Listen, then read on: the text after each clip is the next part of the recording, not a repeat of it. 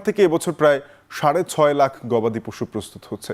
ঈদকে কেন্দ্র করে জেলায় পশু কেনাবেচা হবে অন্তত ৭,০০০ কোটি টাকার। এ নিয়ে বিস্তারিত জানাতে সিরাজগঞ্জের গরুর খামার থেকে সরাসরি যুক্ত হচ্ছেন সহকর্মী রিফাত রহমান। রিফাত, জানাবেন যে সিরাজগঞ্জের চারণভূমি সহ বিভিন্ন খামারে তো প্রচুর পরিমাণে দেশীয় গবাদি পশু পালন হয়। তো এবার খামারিরা কি ধরনের দাম প্রত্যাশা করছেন, তাদের পশু কোরবানিতে বিক্রির প্রত্যাশা কেমন, বা সেগুলোর পেছনে ব্যয় কেমন হয়েছে জানাবেন।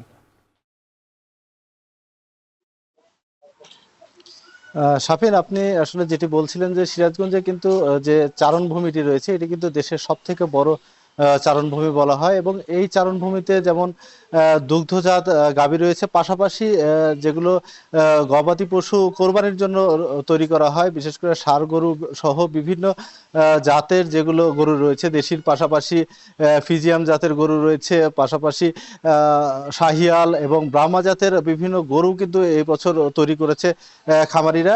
এবছর প্রায় ৬.৫ লাখ গবাদি পশু কিন্তু প্রস্তুত করা হয়েছে এবারের কোরবানি ঈদের জন্য। তো বুঝতে পারছেন যে একটি বিশাল পরিমাণ কিন্তু গবাদি পশু এবছর পরিচর্যা করছে খামারিরা। পাশাপাশি এই গরুর পাশাপাশি কিন্তু বিভিন্ন বিদেশি জাতের ছাগল রয়েছে, গারল রয়েছে, ভেড়া রয়েছে, এগুলোও কিন্তু এবছর কোরবানির জন্য পরিচর্যা করছে খামারিরা। তবে এবছর আসলে গতবারের থেকে দাম একটু বেশি প্রত্যাশা করছে, তার কারণ যেহেতু ভারতীয় গরুর আসার সম্ভাবনা কিছুটা কম রয়েছে, যে কারণে আসলে ভারতীয় গরু না আসলে এবার কিন্তু খামারিরা একটি ভালো দাম পাবেন বলে আমাদের কাছে আশা করেছেন। তাছাড়া যে গোখাদ্যের যে দাম সেটি কিন্তু অনেকটাই ঊর্ধ্বমুখী আমাদেরকে বলছেন আসলে এই খামারিরা। তো যেহেতু গোখাদ্য গবাদি পশু পালনে একটি ব্যয় কিন্তু তাদের বেড়েছে, যে কারণে এবার যদি আসলে ভালো দাম না পান সেই ক্ষেত্রে কিন্তু তারা ক্ষতির সম্মুখীন হবেন বলে আমাদেরকে বলছেন। আর আমি যে খামারটিতে রয়েছি এটি সিরাজগঞ্জ সদর উপজেলার খান এগ্রো ফার্ম। এই ফার্মে কিন্তু প্রায়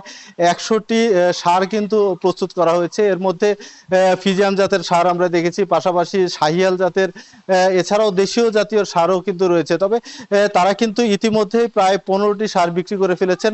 পাশাপাশি যে সারগুলো রয়েছে এগুলোর সারের দামও কিন্তু প্রায় ২ লাখ থেকে ৭ লাখ টাকা পর্যন্ত কিন্তু তারা দাম হাঁকছেন। তারা আশা করছেন যে ঈদের আগে কিন্তু এই যে সারগুলো তারা বিক্রি করতে পারবেন। পাশাপাশি আরেকটি তথ্য আপনাকে দেই যে প্রতি বছর এই কোরবানি ঈদকে কেন্দ্র করে কিন্তু সিরাজগঞ্জের প্রায় ৪৭ থেকে ৪৮টি কিন্তু স্থায়ী অস্থায়ী হাট বসে, এবং এসব হাটেও কিন্তু সিরাজগঞ্জ সহ আশেপাশের জেলার যেগুলো গরু রয়েছে সেগুলো কিন্তু এই হাটে বিক্রির জন্য নিয়ে আসা হয়, এবং প্রতিটি হাটেই কিন্তু ২ থেকে ৩ কোটি টাকার গরু কিন্তু বিক্রি হয়। এবং প্রাণী সম্পদ অফিস যেটি আসলে আমাদেরকে বলছেন যে এবার জেলায় শুধু প্রায় ৩.৫ কোটি টাকার কিন্তু গবাদি পশু প্রস্তুত রয়েছে। পাশাপাশি এই যে কোরবানি ঈদকে কেন্দ্র করে যে গ্রামীণ অর্থনীতি রয়েছে সেটি কিন্তু সিরাজগঞ্জে চাঙ্গা হবে। পাশাপাশি এই ঈদকে কেন্দ্র করে প্রায় ৭,৫০০ টাকার কিন্তু গ্রামীণ যে লেনদেন সেটি কিন্তু বাড়বে বলে আমাদেরকে প্রাণী সম্পদ অধিদপ্তর থেকে কিন্তু আমাদেরকে জানানো হয়েছে। তো সাফির, আসলে সিরাজগঞ্জের এই যে শেষ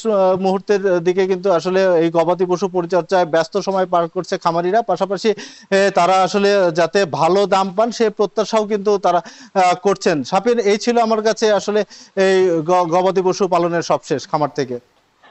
রিফাত, আপনাকে ধন্যবাদ।